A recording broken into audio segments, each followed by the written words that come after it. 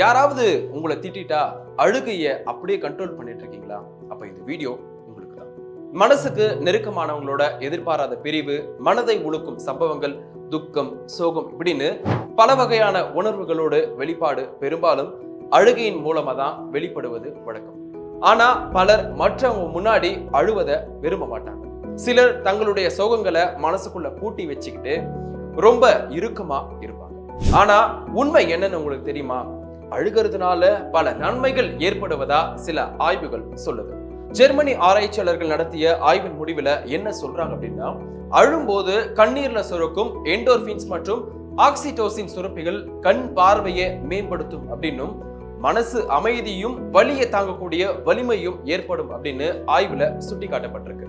இது இல்லாம மனசு விட்டு அழுதா மன அமைதி அதிகரிப்பதாகவும், தங்களுக்கு ஏற்பட்ட துக்கத்திலிருந்து ஒரு வகை ஆறுதல் கிடைச்சி அதிலிருந்து மீண்டு வர ரொம்ப உதவுது அப்படின்னு சொல்லப்படுது.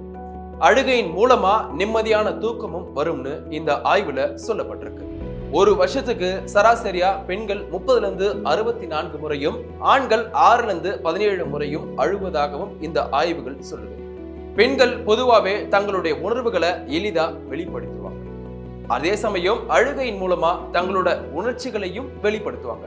ஆனா ஆண்கள் உணர்வுகளை எளிதா வெளிப்படுத்த தயங்குவாங்க. இதனால அதிக மன உளைச்சலுக்கு ஆண்கள் ஆளாவதாகவும் இந்த ஆய்வுகள் சொல்லுது. சோ இனிமே ஆண்களா இருந்தாலும் சரி, பெண்களா இருந்தாலும் சரி, அழுக வருது அப்படின்னா அதை அடக்கி வைக்காம நல்லா அழுது தீர்த்துருங்க.